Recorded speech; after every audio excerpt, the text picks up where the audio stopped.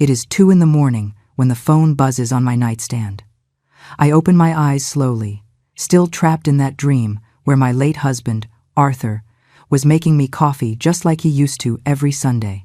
The screen illuminates my small bedroom with a cold light that makes me squint. It is Julian, my son. I answer without thinking too much, because a call at this hour can only mean one thing: emergency. His voice comes through agitated, almost breathless, as if he had just run a marathon. Mom, I need you to listen to me. I am in serious trouble. Your card was declined at the hotel.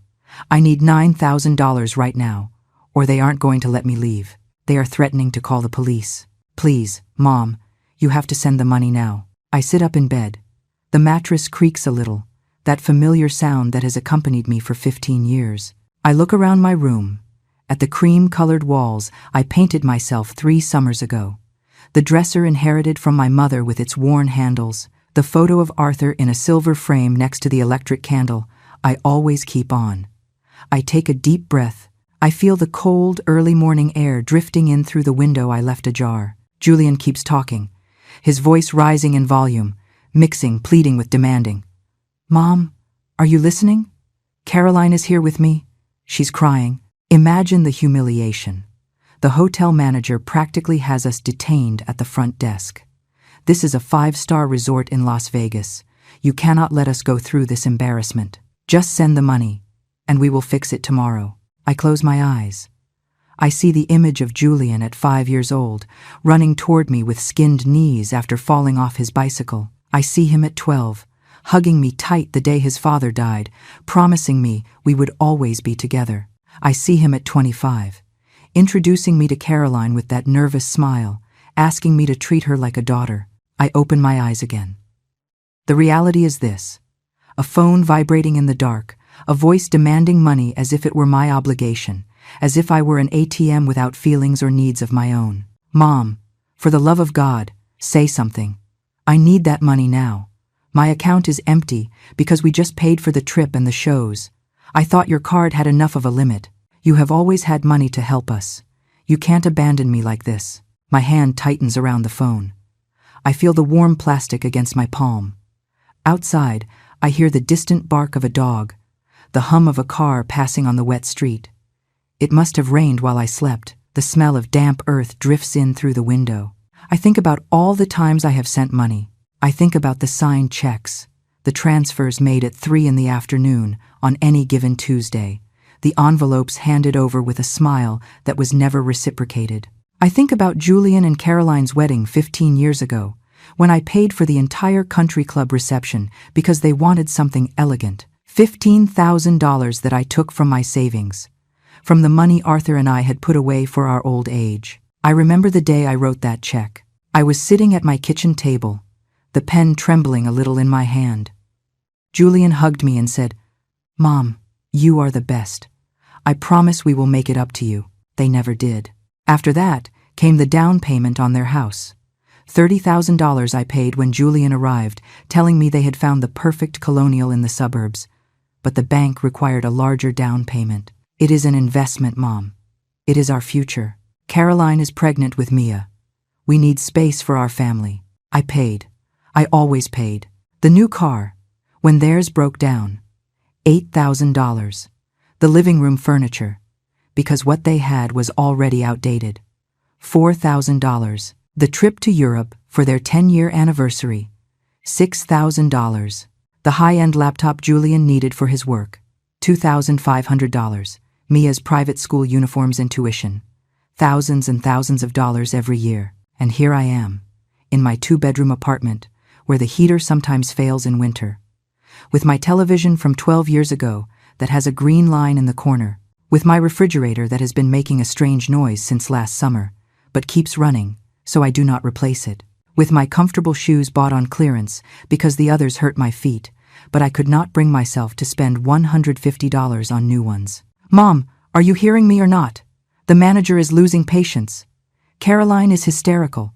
This is your responsibility. You gave me that authorized user card. You told me to use it in emergencies. Well, this is an emergency. Call your wife, I say. My voice comes out calm, almost indifferent. I hang up before hearing his response. I turn off the phone. I leave it face down on the nightstand. I lie back down.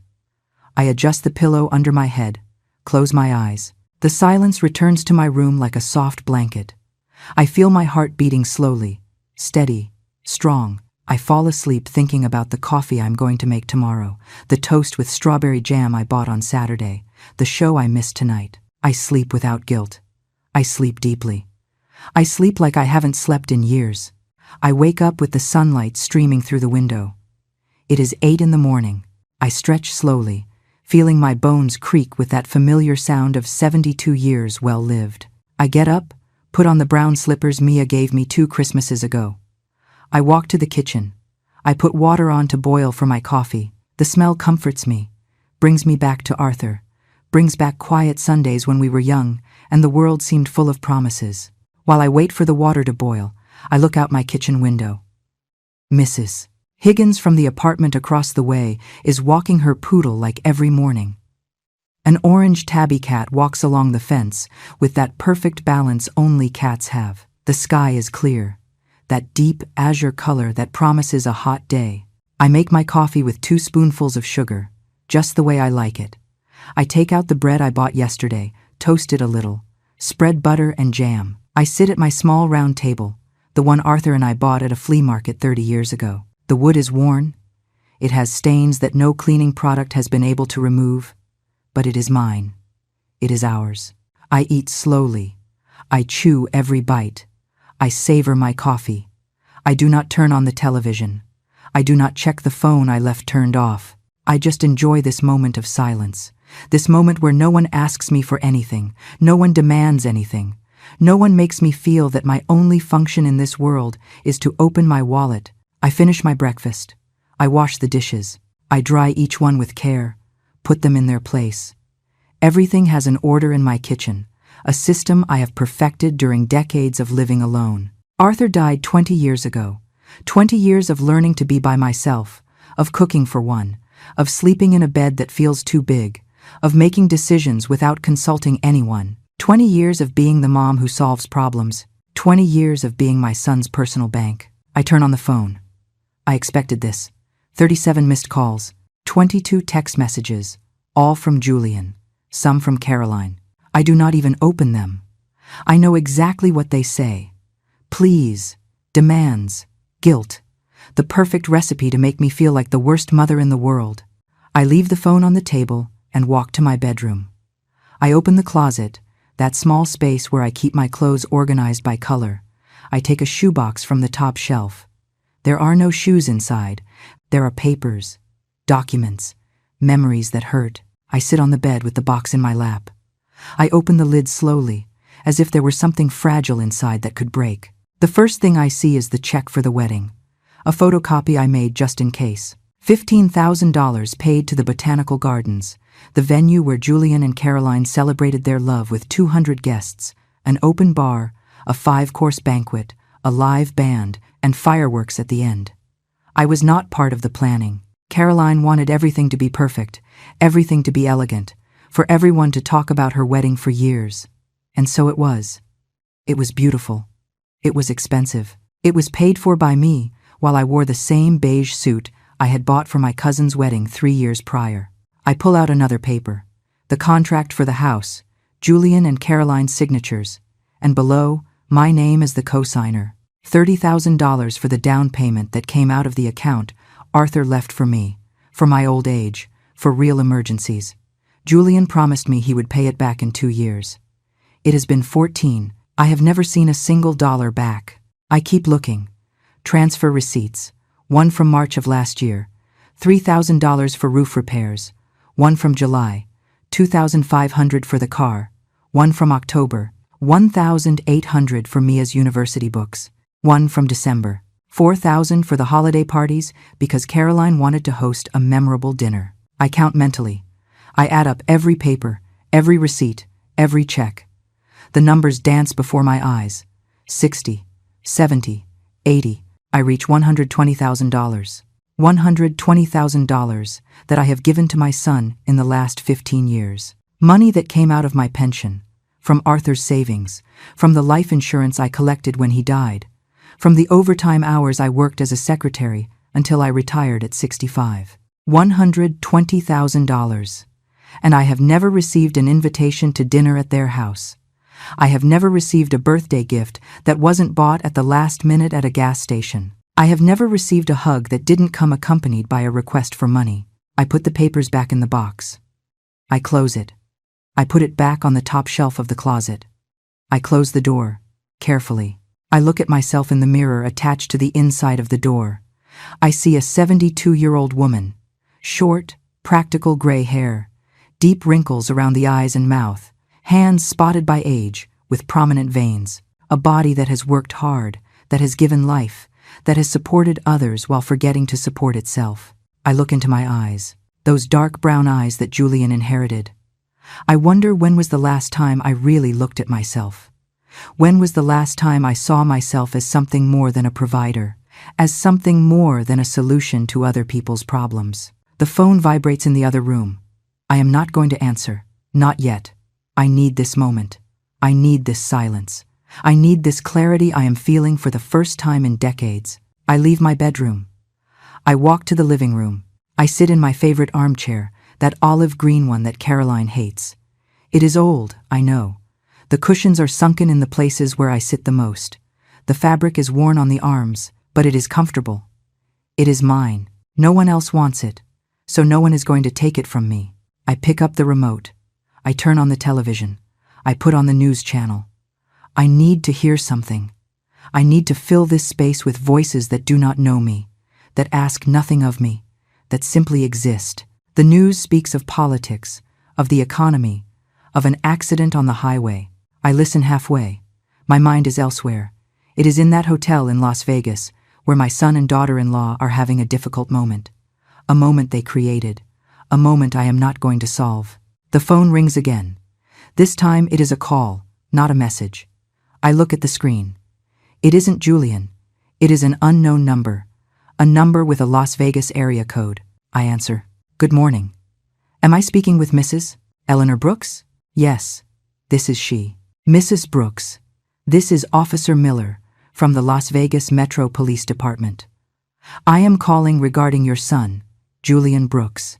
He was detained this morning for theft of services. The resort pressed charges after he and his wife attempted to leave the premises without settling a bill of $9,200. Officer Miller has a firm but polite voice. He explains the situation with that professional tone used by people accustomed to delivering bad news. Julian and Caroline are being held at the station. The hotel pushed for formal charges. There is a legal process that must be followed. They can settle the debt plus an additional fine of $2,000 or face a court date that could take weeks. Mrs. Brooks, your son gave us your number as an emergency contact. He says you can resolve this situation. We need you to come to the station or make an immediate wire transfer to cover the costs and fines. It is $11,200 in total. I look out the window. The orange cat is still on the fence, now licking its paw with absolute concentration. Mrs. Higgins has finished walking her dog and is now watering her window box. The world keeps turning. Life goes on. Everything continues, regardless of the drama occurring 2,000 miles away. Officer Miller, I appreciate the call. My son is a 40-year-old adult. He made the decision to go to that hotel. He made the decision to spend money he did not have. Those are his decisions and his consequences. I am not going to pay. There is a silence on the other end of the line. I can hear voices in the background, the squawk of a police radio, someone laughing. The officer clears his throat uncomfortably. Ma'am, I understand your position, but you must understand that your son could spend several days in custody.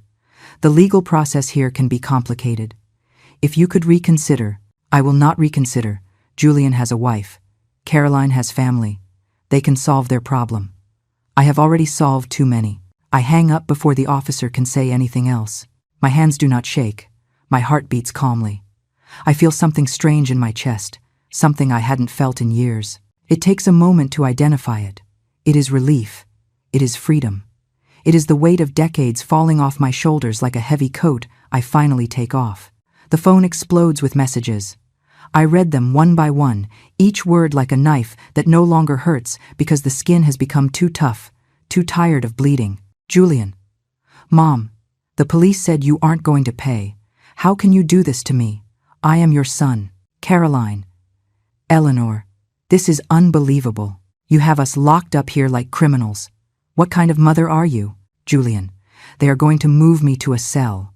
There are dangerous people here. Is that what you want? For your son to be in danger? Caroline. My mother would never do something like this to me.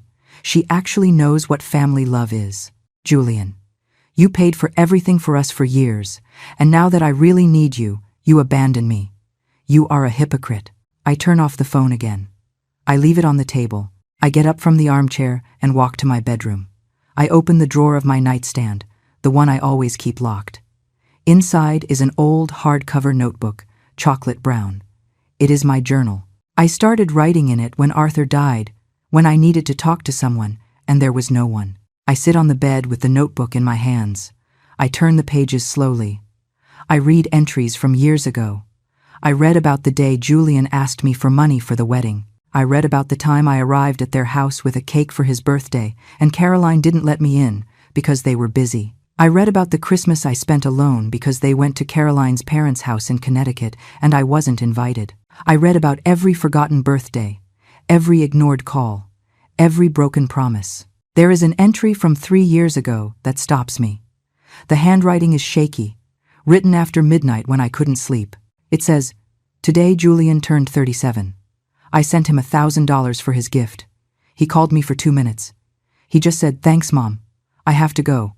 Caroline is waiting for me.' He hung up. He didn't ask how I am. He didn't ask if I need anything. He didn't ask anything. Sometimes I wonder if I am his mother or his bank. Sometimes I wonder if he loves me or only loves my money." I close the notebook. I put it back in the drawer. I lock it. I sit on the bed, staring at the wall. There is a water stain in the upper corner that I have been ignoring because fixing it costs money. Money I have used to fix other people's problems while my own roof falls apart. I get up. I walk to the living room. I take my purse. I take out my wallet. Inside is the credit card, the one that has Julian as an authorized user. The card he has used for years for his purchases, his trips, his whims. The card that was just declined in Las Vegas because I lowered the limit 2 months ago, tired of seeing charges he never consults me about. I pick up the landline in my living room. I dial the bank number printed on the back of the card. An automated voice gives me options. I press numbers until I hear a human voice. "Good afternoon. This is Sandra from customer service. How can I help you?" "Good afternoon, Sandra. My name is Eleanor Brooks. I need to cancel an authorized user card associated with my account." "Of course, Mrs. Brooks. Can you provide the number of the card you wish to cancel?" I give her the number. I hear the clicking of a computer on the other side. Perfect. I see here that this card is in the name of Julian Brooks. "Are you sure you wish to cancel it?" "Completely sure." "Understood. The card will be canceled within the next 2 hours. Is there anything else I can help you with?" "Yes. I want to remove Julian Brooks as a beneficiary of any automatic transfers I have set up on my account." "Let me check. I see you have a monthly automatic transfer of $2,500 that deposits into account ending in 3,421. Do you wish to cancel this transfer?" "Yes." "Cancel it, please." "Are you completely sure?" "This action is irreversible." "I am sure." "Very well. The automatic transfer has been canceled. Anything else, Mrs. Brooks?" "No. That is all. Thank you, Sandra." "Thank you. Have an excellent day." I hang up. I stand in the middle of my living room, phone still in hand. I feel something strange running through my body. It isn't guilt. It isn't regret. It is power. It is control. It is the sensation of finally taking the reins of my own life after years of letting others drive. I look at the wall clock Arthur bought on a trip to San Francisco. It is 11 in the morning. I have the whole day ahead of me. The whole day for me. I make myself another coffee. This time I have a chocolate cookie I bought a week ago that I was saving for a special occasion. Today is a special occasion. Today is the day I decided my life belongs to me. I sit in the armchair with my coffee and my cookie. I turn on the television. I change channels until I find an old black and white movie. It is one of those Arthur loved, with those actors with deep voices and those elegant actresses. Casablanca. I leave it on even though I don't pay much attention. The phone vibrates again. This time it is a different number. I recognize it. It is Caroline's mother, Catherine, a woman who has always treated me with that cold courtesy that hides contempt. A woman who has always thought her daughter married beneath her station, even though she never says it directly. I answer, "Eleanor, it's Catherine. Caroline called me crying from Las Vegas. She told me what is happening. She told me you are refusing to help. I need you to understand the gravity of the situation." "Good morning, Catherine. I understand the situation perfectly. Then you will understand that you need to send that money immediately. They are your son and daughter-in-law. They are family. They are adults capable of taking their own decisions, and decisions have consequences." Catherine's voice hardens on the other end of the line. I can imagine her in her elegant house in Connecticut, sitting in her living room with imported furniture, her coffee served in fine china, looking out her bay windows at the garden perfectly manicured by the landscaper who comes 3 times a week. "Eleanor, I don't know what is wrong with you, but this is unacceptable. My daughter is suffering. She is locked in a police station as if she were a delinquent, and all because you decided to throw a tantrum at your age." "It isn't a tantrum, Catherine. It is a decision. The first decision I have made for myself in 15 years. Well, it is a selfish and cruel decision. Do you know how many times Caroline has told me how generous you are? How many times she has defended you when I say, Julian depends too much on you, and now it turns out it was all a lie.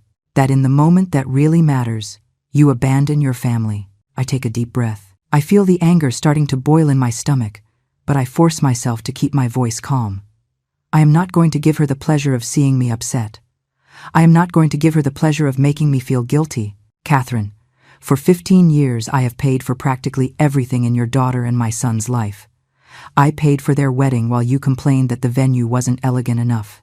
I paid the down payment on their house while you criticized that the neighborhood wasn't exclusive enough. I paid for their cars, their vacations, their furniture, Mia's school. I paid for it all while living in an apartment where the heater fails and moisture stains the walls. No one forced you to do that, Eleanor. If you did it, it was because you wanted to, because it is your obligation as a mother. Children are for life. You are right. No one forced me. I did it because I love them, because I thought it was my duty, because every time Julian called me with a problem, I ran to fix it. But you know what, Catherine? Love cannot be one-sided. Love cannot be me giving and them taking. Love cannot be me sacrificing myself while they live as if they had all the money in the world. Oh, please, Eleanor, how dramatic you have become. This isn't about love. It is about responsibility. Julian is your son, period. You brought him into this world, and it is your responsibility to take care of him. Julian is 40 years old, Catherine. 40. He isn't a child. He isn't a teenager. He is a grown man with a wife and a daughter. It is time he starts solving his own problems. Well, if you aren't going to help, I will. I'm going to send the money right now, and when they return, we are going to have a very serious conversation about your attitude. Perfect, Catherine. Send the money. Solve the problem for them. But when they call you in 3 months asking for more, when they have another emergency in 6 months, when they need another bailout in a year, remember this conversation. Remember, I warned you. I hang up before she can respond. My hands are shaking a little now. Not from fear, not from guilt, from rage contained for years, from frustration stored in every ignored call, in every forgotten birthday, in every time I was treated as a means to an end. I walk to the kitchen. I need to move. I need to do something with this energy boiling inside me. I open the refrigerator. There is chicken I bought 2 days ago. There are vegetables. There is rice. I decide to cook. Cooking has always calmed me. The process of chopping, seasoning, mixing flavors returns me to a place of control. I put music on the radio, a station playing old jazz. Arthur loved jazz. We used to dance in this very kitchen on Sunday afternoons, when Julian was small, and laughed watching us spin between the stove and the refrigerator. I chop onions. The tears that come out aren't just for the onion, they are for the lost years, for the wasted opportunities, For the version of myself I forgot, somewhere along the way, while I became the mom who fixes everything. I chop tomatoes, garlic, peppers. I put oil in the pan. I hear the sizzle when I throw in the vegetables. The smell fills my kitchen. It is a smell of home, of life, of normalcy. The phone rings again. I ignore it. It keeps ringing, insistent, annoying. Finally, I pick it up. It is Mia, my granddaughter, the only person in that family who sometimes calls me just to ask how I am. Grandma? Hello, sweetie. Grandma, Mom just called me. She's crying. She told me what happened. She told me Dad and her are detained. She told me you don't want to help. That is right, Mia. I am not going to help this time. There is a long silence. I hear Mia's breathing on the other end. She is 19. She is in college, pre-med because she wants to help people. She is a good girl. She has her grandfather's heart. Grandma, can I ask you something without you getting mad? Of course, sweetie. Ask whatever you want. Why now? Why after so many years did you decide not to help just now? I sit in the kitchen chair. The pan is still sizzling on the stove, but for a moment I ignore it. This question deserves an honest answer.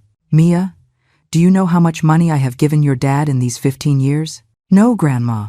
We never talk about that at home. $120,000. Maybe more. I lost count a long time ago. $120,000 that came out of my pension.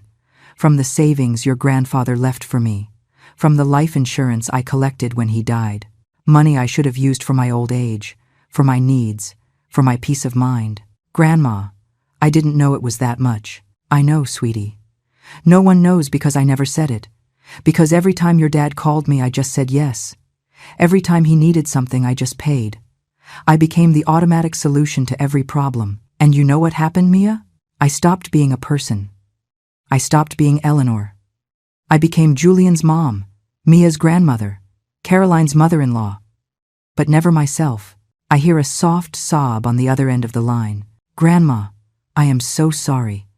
I haven't treated you like I should have either. I also only call you when I need something. When I need money for books or to go out with my friends. I am just like them. No, sweetie. You are different. You at least call me on my birthday. You at least ask me how I am every once in a while. You at least see me as a person and not a bank. But it isn't enough, Grandma. I haven't been fair to you. None of us have. I turn off the stove. The vegetables are cooked. The aroma fills the kitchen, but I am no longer hungry. I get up. I walk to the window. The orange cat is no longer on the fence. Mrs. Higgins is no longer on her balcony. The world continues its course, indifferent to my personal drama. Mia, can I tell you something I have never told anyone? Of course, Grandma. Anything. When your grandfather died, I was devastated. Not just because I loved him, but because I realized I no longer had a purpose. Your parents were married. You were small, but they took care of you. I was alone in this apartment wondering what I was still here for. And then your dad started asking for help. First a little, then more. And more. And I clung to that because it gave me a purpose. It made me feel necessary. It made me feel useful, Grandma. But being necessary is not the same as being loved, Mia. Being useful is not the same as being valued. It took me 20 years to understand that. It took a call at 2 a.m. demanding $9,000 to finally see it clearly. Your dad doesn't love me. He needs me. And there is a huge difference between those two things. Grandma, I do love you. I swear. I know, sweetie, and I love you. But I need you to understand something. What I am doing isn't to punish your dad. It isn't to make him suffer. It is to save myself. It is to recover what is left of my life before it is too late. What are you going to do, Grandma? I am going to live, Mia. I am going to live for me. I am going to use my money on myself. I am going to do the things I always wanted to do, but put off because there was always someone else who needed that money. I am going to travel. I am going to buy new clothes. I am going to fix up my apartment. I am going to go to the theater. I am going to eat in restaurants. I am going to live. That sounds fair, Grandma. I think you deserve it. Thank you, sweetie. That means a lot to me. Grandma, one last thing. Grandma Catherine already sent the money. Dad and Mom are going to get out today. They are coming back tomorrow. And they are going to be furious with you. I know, Mia. I am prepared. Do you need me to come see you? Do you want me to be there when they arrive? No, sweetie. This is something I have to face alone. But thank you for asking. Thank you for caring. I love you, Grandma. I love you too, my girl. Take care. I hang up. I stay standing by the window with the phone in my hand. The sun is already high. It is hot. It is a beautiful day, a perfect day to start over. I spend the rest of the day in a strange calm. I finish cooking my meal. I serve myself a generous plate. I eat slowly at my table, savoring every bite as if it were the first time I tasted real food. I do not turn on the television. I do not check the phone. I just eat in silence, listening to the sounds of my building. The woman upstairs dragging furniture, the children next door playing and laughing, the daily life that has always been there, but that I never stop to listen to. After eating, I wash the dishes. I dry each one with care. I put them away. I clean the stove until it shines. I sweep the kitchen floor. I do all these mundane tasks with an almost ceremonial attention, as if every action were an act of reclamation. This is my space. This is my life. These are my decisions. When I finish in the kitchen, I walk to my bedroom. I open the closet again. This time, I do not take out the box of receipts. I pull out the old suitcase that is in the back. The suitcase Arthur and I used for our trips. It is covered in dust. It has stickers from places we visited together. San Francisco, the Grand Canyon, Cape Cod, modest but happy trips. Trips we stopped taking when Julian was born because all our money went to diapers and milk and school and clothes. I put the suitcase on the bed. I open it. It smells stale, like stalled time. Inside is a scarf Arthur gave me on our last trip together. I take it out. I hold it against my chest. The smell is gone, but the memory is there. The memory of his hands putting it around my neck. The memory of his smile when he told me that color looked beautiful on me. I put the scarf away again. I close the suitcase. I leave it on the bed. Tomorrow I'm going to start planning. I'm going to decide where I want to go. I'm going to use my money on myself. I am going to make the dreams come true that I kept in a drawer while I paid for the dreams of others. The phone vibrates. It is a message from Julian. He is out. He is free. Thanks to Catherine. Thanks to someone else solving his problem. The message says, "Mom, we are out. We had a horrible time because of you. I hope you are happy. We arrive in the city tomorrow, and you are going to have to give a lot of explanations. I cannot believe you did this to us." I do not respond. I block the number. I know he will find other ways to contact me, but for now, I need this silence. I need this space without his demands, without his complaints, without his voice telling me I am a bad mother. I block Caroline's number and Catherine's too. I leave only Mia's. She is the only one who deserves direct access to me right now. I sit on the bed. I look around my room. The walls that need paint, the bedside lamp that flickers sometimes, the worn rug next to the bed. Everything needs renovation. Everything needs attention. Just like me. I take my laptop. It is old. I bought it 5 years ago on sale. It is slow, but it works. I turn it on. I wait for it to load. I open the browser. I type in the search bar, Senior Travel Groups, USA. Dozens of results appear. Tours to Charleston, tours to Savannah, tours to Santa Fe, tours to the national parks. Beautiful places I always wanted to see, but that always stayed on the someday list. Someday when I have time. Someday when I have money. Someday that never came because there was always an emergency of Julian's to attend to. I click on one of the tours. Santa Fe, New Mexico. 10 days.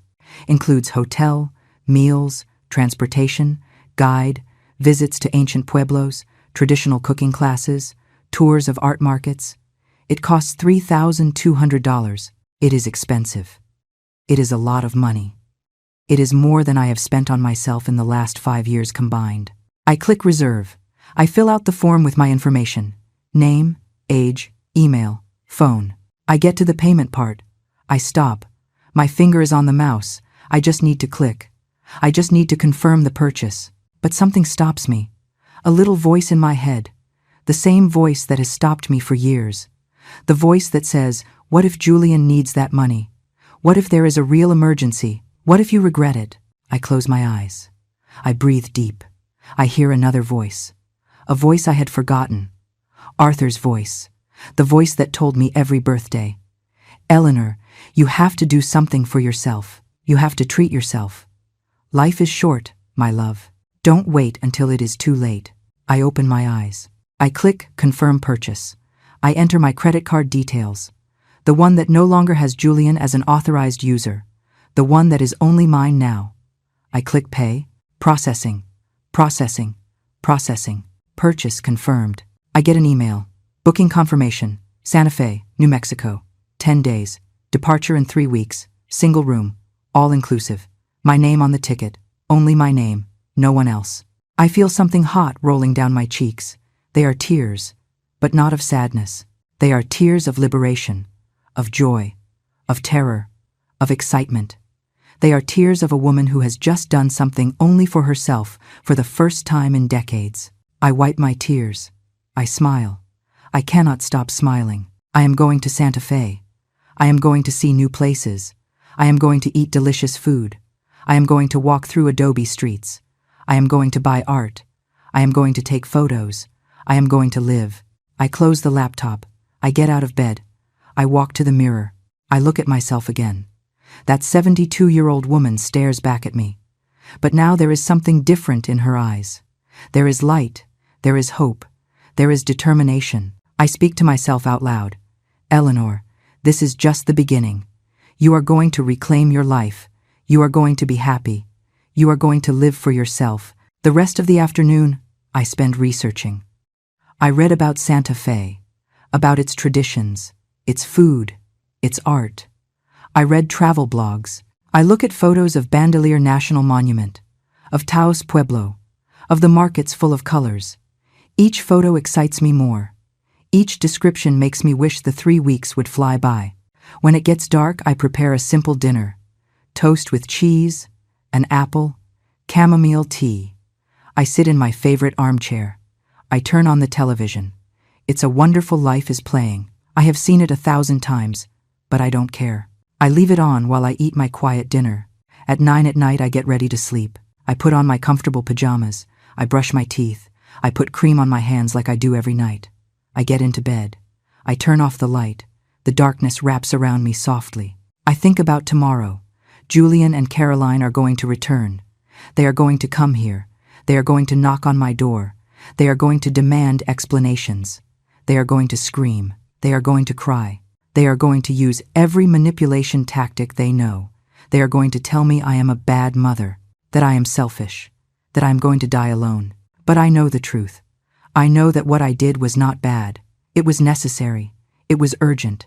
It was the only way to save myself before disappearing completely into the needs of others. I fall asleep with that certainty. I fall asleep in peace. I wake up with the sun entering through the window. It is Saturday. It is 7 in the morning. I get up rested. I didn't have nightmares. I didn't wake up at midnight with anxiety. I slept deeply like a person without emotional debts. I make coffee, toast. I sit at my table. I eat while looking out the window. The orange cat is back on the fence. Mrs. Higgins waters her plants. Everything is normal. Everything is as it should be. At 10 in the morning, there is a knock on the door. Loud pounding, insistent, annoying. I know who it is. I walk to the door slowly. There is no rush. I breathe deep. I prepare myself. I open it. Julian and Caroline are standing in front of me. Julian has a face red with fury. Caroline has eyes swollen from crying. Behind them are suitcases. They came straight from the airport. Julian speaks first. His voice is a contained scream. "How could you, Mom? How could you leave us stranded like that? Do you have any idea what we went through? Do you have any idea of the humiliation?" "Good morning, Julian." "Good morning, Caroline. Come in." They stay standing without moving. They expected an apology.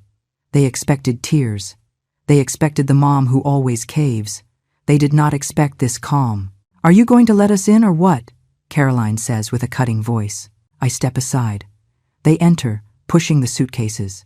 They stand in the middle of my living room, looking at me as if I were a stranger. And perhaps I am. Perhaps the Eleanor they knew no longer exists. "Sit down," I tell them. "We need to talk." "We don't want to sit," Julian says. "We want an explanation." We want to know what the hell happened to you. Why did you decide to ruin our vacation? Why did you decide to make us look like criminals? I sit in my armchair. I look at them. I really see them for the first time in a long while. Julian, with his expensive clothes, his brand-name shoes, his watch that I know cost more than $2,000. Caroline with her designer bag, her expensive sunglasses on her head, her ivory dress that probably cost more than what I spend on clothes in a year. I see them, and I see two people who have never had to worry about money, who have never had to choose between paying the electric bill or buying medicine, who have never had to wear the same clothes for years because they cannot afford new ones. Julian walks from one side of my living room to the other like a caged animal. His steps are heavy, furious. Caroline sits on the edge of the sofa with her arms crossed, looking at me with that expression of superiority she has always had, as if I were the maid who committed an unforgivable error. I am going to ask you one more time, Mom, Julian says, stopping in front of me. Why didn't you send the money? Why did you leave us locked up there like criminals? What kind of mother does that? I adjust myself in my armchair. I cross my hands on my lap. I look them in the eye without blinking. My voice comes out calm, firm, without a tremor. The kind of mother who is tired. The kind of mother who finally realized she has spent 15 years being used. The kind of mother who decided her life matters too. Used, Caroline repeats with a bitter laugh. How dramatic, Eleanor. No one has used you. You have helped your family because that is how it is done. Because that is what mothers do. Mothers also deserve respect, Caroline. They also deserve consideration. They also deserve to be treated like people and not cash dispensing machines. Oh, please, she says, rolling her eyes. You have always had more than enough. You have always been able to help us. Why now, all of a sudden, do you turn into this selfish person? I get up from the armchair. I walk to my bedroom. They stay in the living room not knowing what to do. I return with the shoebox, the box containing all the receipts, all the checks, all the evidence of 15 years of giving without receiving. I put the box on the coffee table. I open it. I take out the papers one by one. I lay them on the table, forming a mosaic of sacrifice. Do you see this? This is the check for your wedding. $15,000. This is the receipt for the down payment on your house. $30,000. This is the transfer for the car. $8,000. This is the trip to Europe. $6,000. This is the laptop. The furniture. The tuitions. The emergencies. The vacations. The whims. Julian approaches the table. He looks at the papers with a furrowed brow. Caroline remains on the sofa, but I can see her face change color. I keep taking out papers. I keep putting evidence on the table. Each receipt is a stab in my heart, but it is also a liberation. It is the truth exposed. It is the reality I never wanted to face. $120,000, I say finally. That is what I have given you in 15 years. $120,000 that came out of my pension, from your father's savings, from the life insurance that was supposed to protect my old age. Julian picks up one of the papers. He looks at it as if it were the first time seeing it. Maybe it is. Maybe he never stopped to think where the money came from. Maybe for him it was always something infinite, something that simply existed without consequence. Mom, he starts to say, but I interrupt him. Do you know how many times you have invited me to dinner at your house in these 15 years, Julian? 3 times. 3 times in 15 years. Do you know how many times you have called me just to ask how I am, without asking for anything? I can count them on one hand. Do you know when was the last time I received a birthday gift that wasn't bought in a rush at a gas station? I don't remember because it has been too many years. That isn't fair, Caroline says, standing up from the sofa. We have busy lives. We have responsibilities. We can't be calling you all the time. But you can call me when you need money. Then you have time. Then you remember I exist. Julian drops the paper on the table. He runs his hands through his hair. I see something in his face I hadn't seen before. Is it shame? Is it guilt? I am not sure. Mom, I know we have depended on you a lot. I admit it. But I always thought you did it because you wanted to. You never told me it bothered you. You never said no. And that is the problem, Julian. I never said no because I was afraid. Afraid you would stop calling. Afraid you would cut me out of your life. afraid of being completely alone. So I kept saying yes, I kept paying, I kept sacrificing, until I became a shadow, until I forgot who Eleanor was beyond being your mom. I walked to the window. I need space. I need air. The orange cat is still on its fence. Mrs. Higgins is folding laundry on her balcony. Life goes on outside regardless of the drama occurring in my living room. When your father died, I continue speaking without turning to see them. I was destroyed, not only because I lost him, but because I realized I no longer had a purpose. You two were married. Mia was small, but you took care of her. You didn't need me anymore, or so I thought. But then you started asking for help and I clung to that. It gave me a reason to go on. It made me feel useful. It made me feel necessary. I turned to face them again. The tears finally start to fall, but I don't wipe them away. Let them see. Let them see the pain I have carried in silence for years. But necessary is not the same as loved. Useful is not the same as valued. It took me 20 years to understand the difference. It took a call at 2 a.m. demanding $9,000 to finally wake up. Caroline sits down again. Her expression of superiority has vanished. Now she just looks uncomfortable. She looks elsewhere, at the wall, at any place that isn't my face. Julian sits too. He sinks into the sofa with slumped shoulders. He seems smaller suddenly, more human, more vulnerable. I didn't know you felt that way, Mom, he says, in a low voice. I never imagined, because you never asked, because you never stopped to think how all this affected me. Because for you, I was always the strong mom who could handle everything, who always had money, who always had a solution. I sit in my armchair again. Tiredness hits me suddenly. It isn't physical tiredness, it is emotional tiredness. It is years of endurance falling off my shoulders all at the same time. 3 days ago I canceled your authorized card, Julian. I canceled the monthly transfer of $2,500 I sent you. I blocked your access to my account. And yesterday, I booked a trip to Santa Fe. A 10-day trip. A trip that costs $3,200. A trip I am going to take alone, for me, without feeling guilty. The silence that follows is dense, heavy.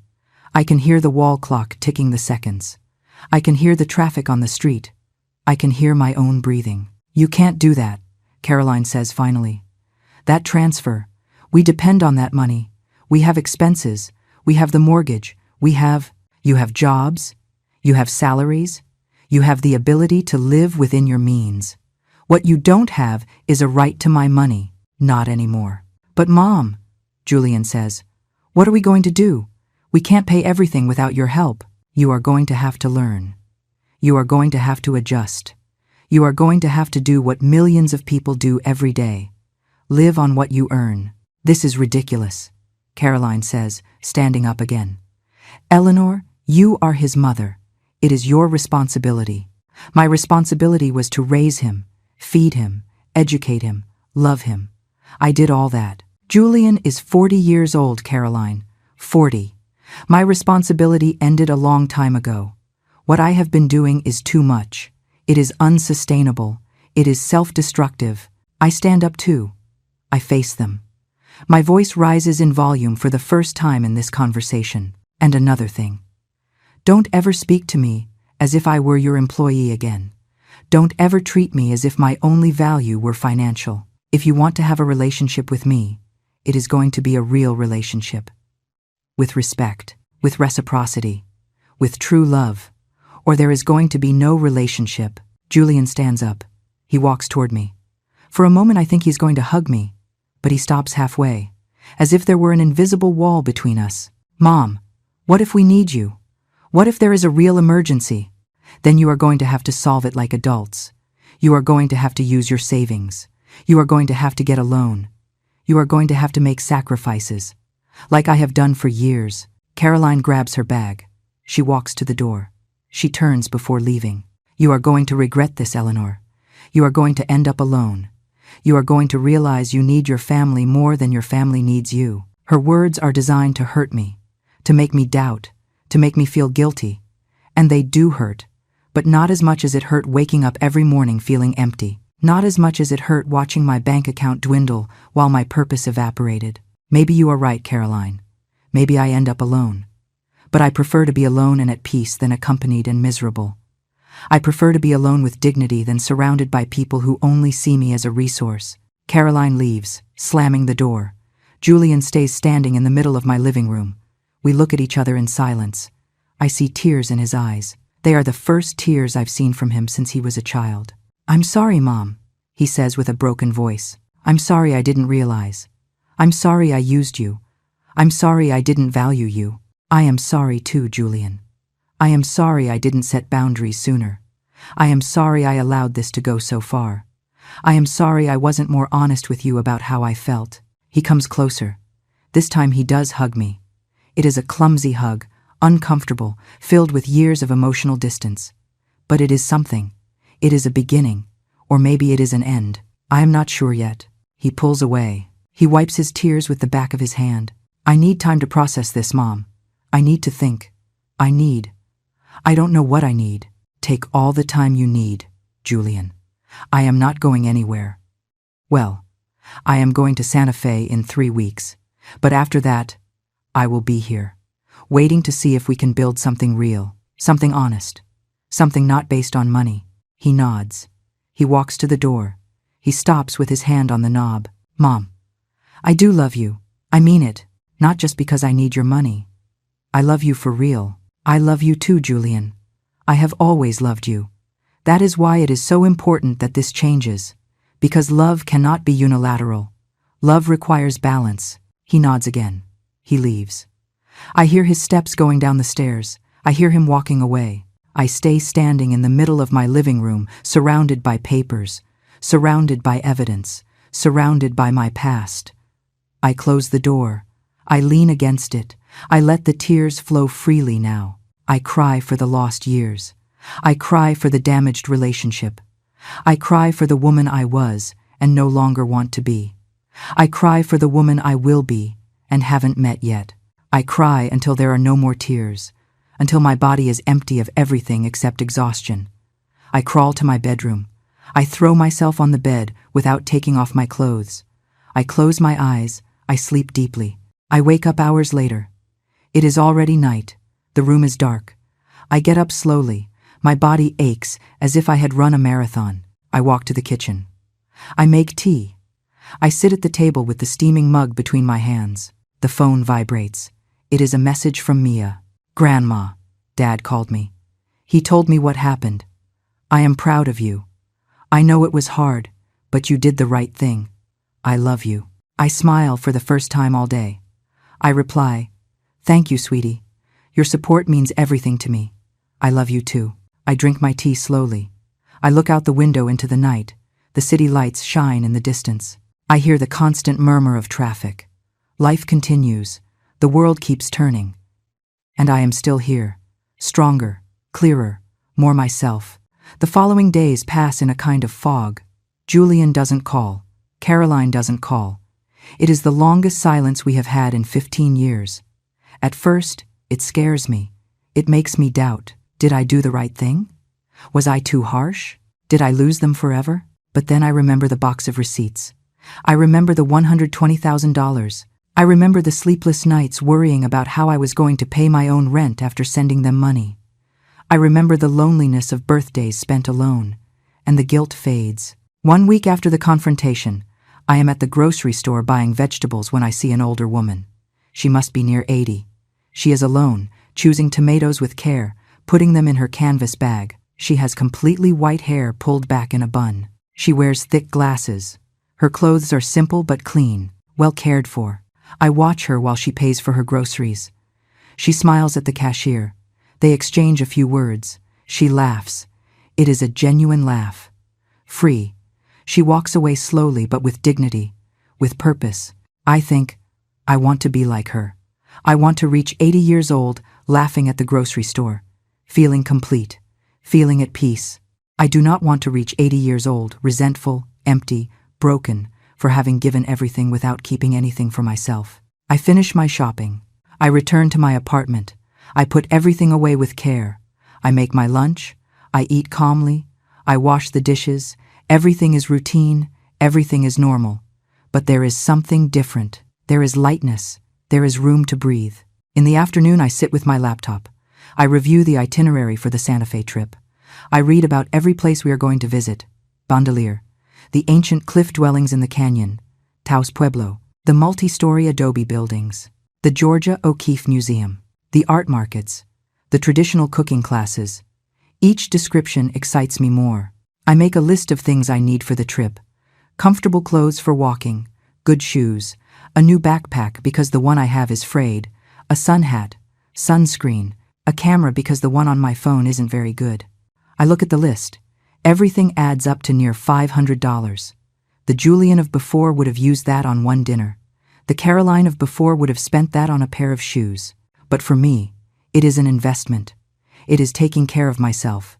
It is preparing for something that is only mine. The next day, I go shopping. I go to an outdoor apparel store. A young saleswoman approaches. "How can I help you, ma'am?" I tell her about my trip. Her eyes light up. How exciting. My grandma travels alone too and says they are the best experiences of her life. She helps me choose comfortable pants, shirts that breathe, a vest with many pockets. Everything is practical, but good quality. I try everything on. I look in the mirror. I look like a traveler, like an adventurer, like someone who is alive. I pay with my card without feeling guilt, without hearing the little voice that says, "That money could be sent to Julian." That voice finally fell silent, finally went away. Then I go to a shoe store. I find ones perfect for walking. The salesman explains about arch support, cushioning, durability. I try them on. I walk around the store. They are comfortable. They are perfect. They cost $150. 6 months ago, I would have walked out of the store. I would have said my old shoes still worked. I would have saved those $150 for Julian's next emergency. But today I buy them. I buy them without hesitation. Back home, with my bags in hand, I feel different. I feel lighter, stronger, more present, as if I were finally inhabiting my own life instead of observing it from the outside. That night I receive a call from Mia. "Grandma, can I come see you tomorrow? I want to talk to you." "Of course, sweetie. Come whenever you want." The next day, Mia arrives early. She brings pastries from a bakery she knows I like. I hug her tight. She smells of fresh perfume, of youth, of the future. We sit at the kitchen table. I make coffee. We cut the pastries. We eat in silence for a moment. Comfortable. Easy. "Grandma, I came to ask for your forgiveness," she says finally. "Forgiveness? Why, sweetie?" "For having been part of the problem, for having asked for money so many times, for not having valued what you did for us, for not seeing that you were sacrificing yourself." I take her hand across the table. Her fingers are young, smooth, without the age spots that cover mine. "Mia, you are different. You at least call me. You at least ask how I am. You see me as a person. But it isn't enough, Grandma. I should have done more. I should have defended you when Mom spoke badly of you. I should have told Dad that he was abusing your generosity. You are his daughter. It is complicated to be in the middle. I understand." She shakes her head. Tears start to roll down her cheeks. "No, Grandma. I don't want excuses. I want you to know that I realize it. I want you to know that I admire what you did. I want you to know that if I were your age, I hope to have your courage." I get up. I round the table. I hug her from behind. I lean my cheek against her head. "You are a good girl, Mia. You have a beautiful heart. Don't let anyone change that." She turns in the chair. She hugs me tight. We cry together. But these tears are different. They are tears of real connection, of true love, of something that is not contaminated by money or obligation. When we pull apart, I show her my new clothes. I tell her about the trip. Her eyes shine with genuine excitement. "Grandma, that's wonderful. You are going to have an incredible experience. You have to send me photos of everything." "I will, sweetie. I promise to keep you updated on every moment." She stays the whole morning. We talk about her school, about her dreams of being a doctor, about her boyfriend who seems to be a nice boy, about her friends, about life. We talk like we haven't talked in years, like grandmother and granddaughter, like friends, like women. Before leaving, she gives me an envelope. "Don't open it until I leave." I hug her again. I watch her go down the stairs. I see her disappear. I return to my apartment. I open the envelope. Inside is a handmade card. It has flowers painted with watercolors. Inside it says, "Grandma, here is $200. It is all I have saved. I want you to use it on your trip. Buy yourself something nice. Eat in a fancy restaurant. Do it for me. Do it for you. I love you more than words can express. Your granddaughter, who admires you, Mia." I sit in the armchair with the card in my hands. I read the words over and over. $200. For a college student, it is a fortune. It is sacrifice. It is real love. I cry again. But these are good tears. Tears that heal, tears that rebuild. I put the card in a special place, on my nightstand, next to Arthur's photo, next to the things I love most, the things I value most. The days pass. The date of the trip approaches. Julian has not called. It has been 2 weeks since the confrontation. 2 weeks of silence. Sometimes I wonder if he is ever going to call. If we are ever going to be able to rebuild something. But then I remember that I cannot control his decisions. I can only control mine. And my decision is to live. My decision is to be happy. My decision is to honor Arthur's memory by being the woman he wanted me to be. A complete woman. A happy woman. A free woman. 3 days before the trip, I am packing my suitcase when there is a knock on the door. I open it. It is Julian. He is alone. No Caroline. He has a tired face, red eyes as if he hasn't slept well. "Hi, Mom."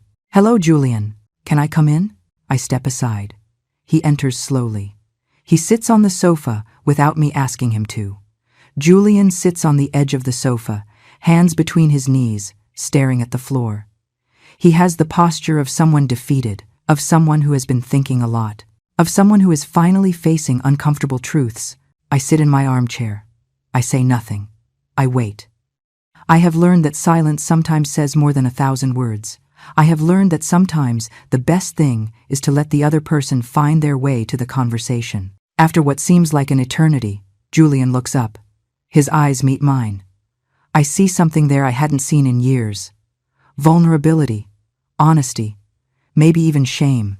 I've been thinking a lot, Mom. These 2 weeks have been the hardest of my life. Caroline is furious. She says you ruined our lives. She says you are selfish and cruel. But I can't stop thinking about everything you said. About all those papers you put on the table. About the $120,000. He pauses. He runs his hands over his face. When he speaks again, his voice cracks. "I had never added it up, Mom. I never stopped to think how much we had asked you for over the years. For me, it was always just another help, just another favor. I never thought about the total. I never thought about what it was costing you." I bite my tongue. I want to interrupt. I want to say I know. That's why I did what I did. But I hold back. I let him continue. "This is important. This is necessary. I talked to my boss a week ago. I asked him for a raise. He told me it isn't possible right now. So I went home and sat down with Caroline. I told her we had to make a budget, that we had to see exactly how much we earn and how much we spend. She didn't want to. She said it wasn't necessary. That you were going to come to your senses. That everything would go back to normal." He makes another pause. This one longer. I see how he struggles with the words. How he looks for a way to say something that clearly hurts. But I insisted, "Mom, we made the budget, and you know what we discovered? That without your monthly transfer, without your constant help, we are in the red. That we have been living way beyond our means for years. That the only reason we haven't gone under is because you have been sustaining our life with your money." He gets up from the sofa, walks to the window, stays standing there, looking out, hands in his pockets. I felt like a failure, Mom. Like a 40-year-old man who can't support his family without his mother's help. Like a child who never grew up. Like someone who has been using the person who loves him most. I get up too. I walk toward him. I stand by his side in front of the window. The orange cat is on the fence again. Always there, constant, reliable. You aren't a failure, Julian. You are someone who made mistakes. You are someone who got used to having a safety net that was too comfortable. You are someone who needs to learn to live within his means. But you are not a failure. He turns toward me. Tears run freely down his face now. He doesn't try to hide them. He doesn't try to wipe them away. Mom, I need to tell you something. Something I should have told you a long time ago. Forgive me. Forgive me for using you. Forgive me for not valuing you. Forgive me for treating you like a bank instead of my mother. Forgive me for all the forgotten birthdays, for all the ignored calls, for all the times I only showed up when I needed something. I hug him. I hug him tight like when he was a boy, like when he fell off his bike, like when he cried for his father. I hug him and feel his body shake with sobs. I forgive you, Julian. I forgive you because I love you, because you are my son, because I know you can change, because I know deep down you have your father's heart. We stay there hugged for a long time. I don't know how many minutes pass. It doesn't matter. This moment is important. This moment is healing. This moment is the beginning of something new. When we finally separate, Julian wipes his face with his shirt sleeve. He breathes deep. He looks at me with red but clear eyes. Mom, I want you to know something. I talked to Caroline last night. I told her things have to change, that we are going to sell the new car and buy a used one, that we are going to cancel the gym memberships we never use, that we are going to cook at home instead of eating out 5 times a week, that we are going to live on what we earn. And what did she say? She wasn't happy. She said, "You are brainwashing me, that I am choosing you over her." But I told her it isn't about choosing. It is about doing the right thing. It is about being responsible adults. I sit in my armchair again. Julian sits on the sofa. There is less tension now. There is more openness. There is possibility. Julian, I want you to understand something. What I did wasn't to punish you. It was to save myself. I reached a point where if I kept giving without receiving, if I kept sacrificing without limit, I was going to disappear completely. I was going to become nothing. No one. I understand, Mom. I understand now. And I want you to know I am going to work on this. I am going to work on being a better son. Not just financially, but in everything. I want to invite you to dinner. I want to call you just to know how you are. I want you to know my family for real. Not just when we need something. I would like that very much. I see your suitcase there. Is your trip soon? In 3 days. 10 days in Santa Fe. He smiles. It is the first genuine smile I've seen in years. Can I ask you something, Mom? Are you excited? I am terrified. I haven't traveled alone in years. I haven't done something just for me in years. But yes, I am excited. I am ready to live a little. You deserve it, Mom. You deserve that and much more. We spend the rest of the afternoon talking. We talk about real things. About how he feels about his job, about his fears, about his dreams, about Mia and how proud he is of her, about Caroline and the problems they have in their marriage. We talk like we haven't talked in decades. When he leaves, it is already night. He hugs me again at the door. This hug is different. It is lighter. It is more honest. It is the hug of a son who finally sees his mother as a person. Mom, one last thing. Can I take you to the airport? The question surprises me. It catches me off guard. I feel tears forming in my eyes. I would love that, Julian. I would love that very much. He leaves. I close the door. I lean against it. I smile in the darkness of my apartment. Maybe there is hope. Maybe it is possible to rebuild. Maybe the pain was worth it. The next 2 days, I spend finishing preparing everything for the trip. I go to the bank to take out cash. I go to the pharmacy to buy medicine just in case. I go to the supermarket to fill my refrigerator with food I can eat when I return. I do everything calmly, carefully, enjoying every step of the process. The night before the trip, I can almost not sleep. It isn't bad anxiety. It is anticipation. It is excitement. It is the sensation of standing on the threshold of something new, of something important, of something transformative. I get up early. I shower calmly. I dress in my new travel clothes. I look in the mirror.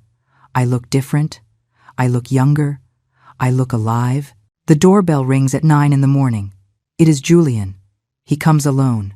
He carries my suitcase to his car. He drives to the airport while I look out the window. The city passes fast. The streets I know by heart. The familiar buildings. Everything looks different today. Everything looks full of possibility. At the airport, Julian insists on accompanying me as far as he can. He helps me with check-in. He helps me with my bag. We walk together toward the security zone. "This is where I say goodbye, Mom," he says when we reach the line. "Thank you for bringing me, Julian. It means a lot to me." He hugs me tight. "Mom, enjoy every moment. Take lots of photos. Eat everything you want. Buy everything you like. Just, please, live." "I will, my love. I promise you. And Mom, one more thing. When you get back, I want you to come to dinner at the house. A real dinner. I am going to cook. We are going to sit all together. We are going to talk. We are going to be a real family." "I would love that, Julian." He kisses my forehead. He leaves. I watch him walk away through the airport crowd. I see him turn once to wave goodbye. I see him disappear. I go through security. I arrive at my gate. I sit to wait. I take out my phone. I have a message from Mia. "Have a good trip, Grandma. You are my hero. I love you to the moon and back." I have a message from Julian. "Thank you, Mom, for everything. But above all, thank you for teaching me that it is never too late to change." I smile. I put the phone away. I look around the airport. I see families. I see couples. I see solo travelers like me. Everyone going somewhere. Everyone looking for something. Everyone living. They call my flight.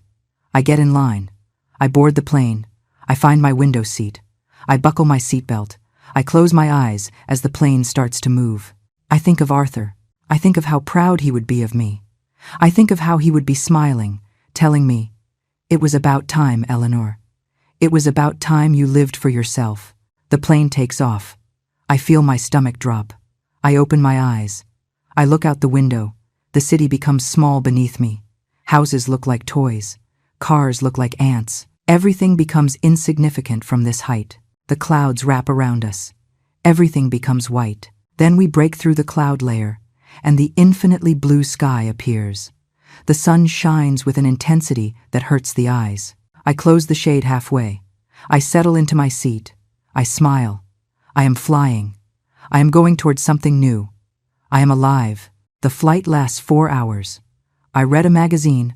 I drink orange juice. I look out the window. I think about everything that has happened in the last 3 weeks. I think about the call at 2 in the morning that changed everything. I think about the decision I made. I think about the pain, the tears, the confrontation. I think about the liberation. We arrive in Santa Fe at midday. The airport is small, welcoming. I walk out with my suitcase. The heat hits me immediately.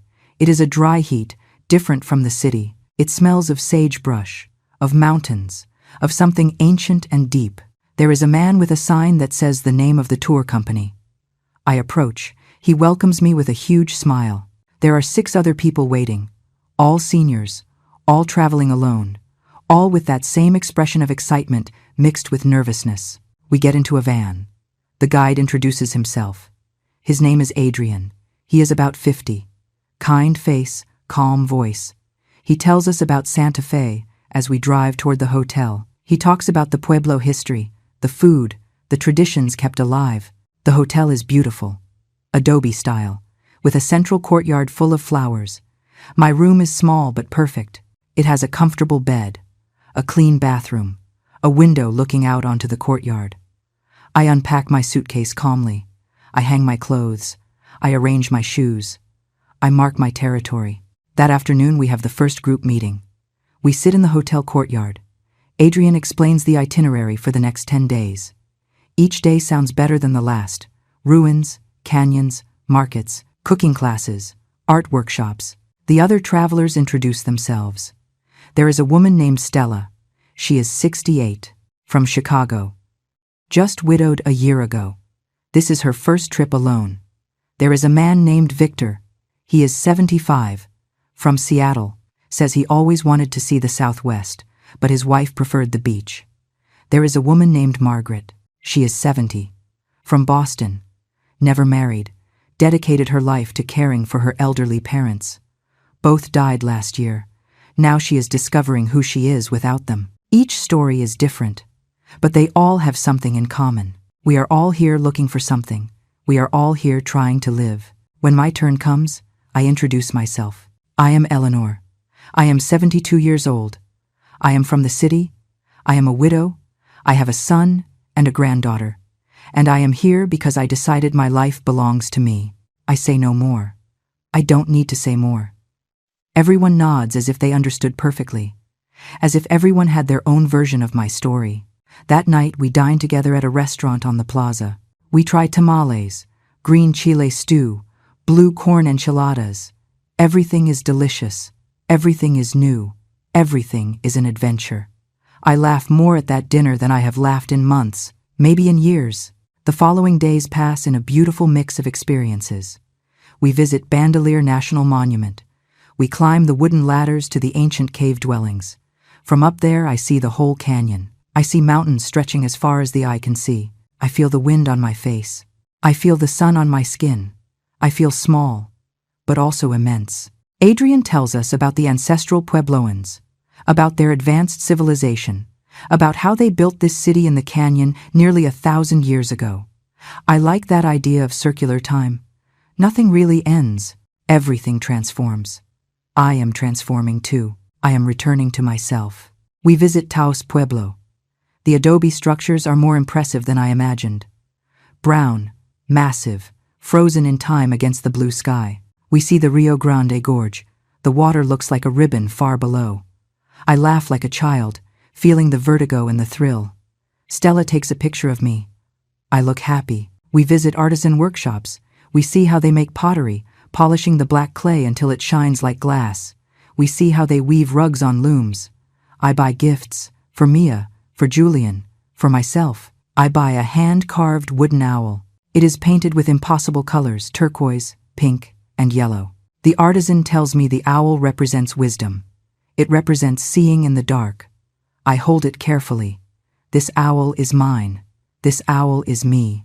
We take the traditional cooking class. We learn to make red chili sauce. It has so many ingredients. Each one must be roasted, ground, mixed at the exact moment. The cook tells us the sauce is like life, complicated, requires patience. But the result is worth every second of effort. We spend the evenings on the plaza. We sit on the benches under the trees. We watch families walking. We watch children running. We watch couples in love.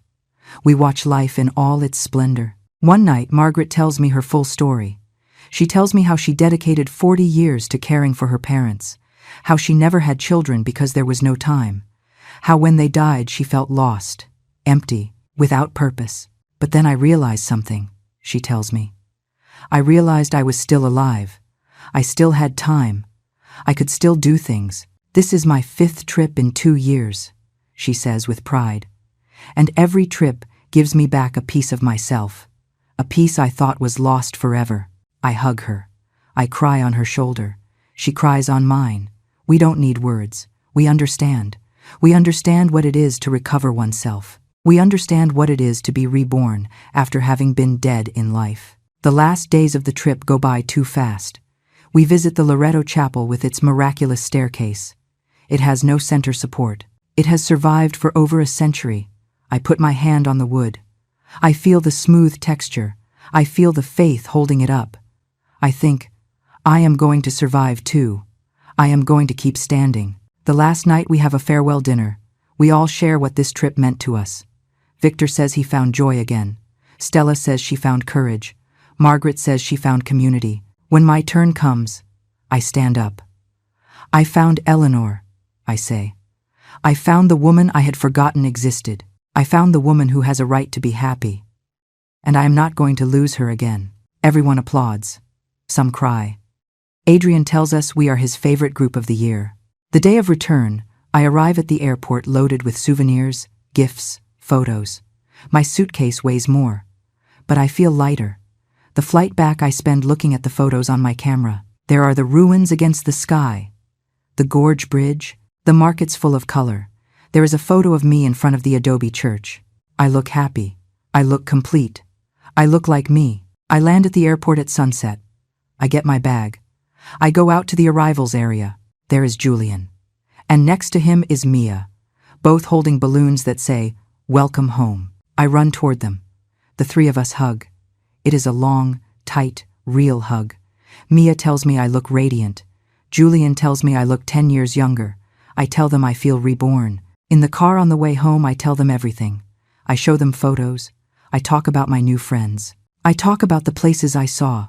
I talk about the Eleanor I rediscovered. They take me to my apartment. Julian carries my suitcase all the way up. Mia opens the windows to let in fresh air. Both stay for a while. We drink tea. We eat the biscoquitos anís cookies I brought from Santa Fe. We talk, we laugh, we are family. Before leaving, Julian reminds me, "Dinner is this Saturday, Mom. At my house. At 7. You don't have to bring anything. Just you." "I will be there, Julian. I promise." They leave. I stay alone in my apartment. But this loneliness is different. It isn't emptiness. It is fullness. It is peace. It is freedom. I unpack slowly. I take out my dirty clothes. I take out the gifts. I take out the wooden owl. I put it on my nightstand next to Arthur's photo. They look good together, the past and the present. I shower. I put on my pajamas. I get into bed. I close my eyes. I think about everything that has happened since that call at 2 in the morning. I think about the pain. I think about the decision. I think about the transformation.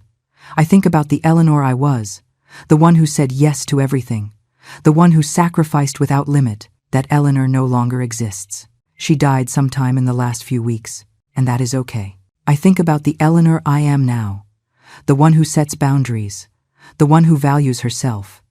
This Eleanor is just being born, but she is already stronger. She is already clearer. She is already more real. I open my eyes. I look at the ceiling. I speak out loud as if Arthur could hear me. I did it, my love. I finally did it. I finally put myself first. Saturday arrives. I get ready with care. I put on a peach-colored dress I bought in Santa Fe. I do my hair.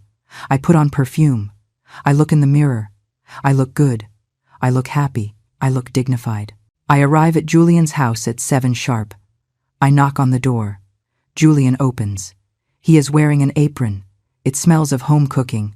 He hugs me. "Welcome, Mom." I enter. The table is set. There are flowers in the center. Candles are lit. Mia is helping in the kitchen. Caroline is sitting in the living room. She looks uncomfortable, but she stands up when I enter. "Hello, Eleanor," she says with a neutral voice. "Hello, Caroline." I respond with the same tone. The dinner is delicious. Julian cooked roast chicken with rosemary and roasted vegetables. He made rice. He made a salad. Everything is perfect. We eat together. At first, the conversation is tense, forced, but little by little it softens. Mia talks about her classes. Julian talks about a new project at work. He talks about how he is learning to manage his money better, how they sold the luxury SUV and bought a sensible sedan, how they are eating at home more. Even Caroline talks a little. She says she started looking for a job, that she has been at home too long, that she needs something of her own. She doesn't look at me when she says this, but she says it, and it is something.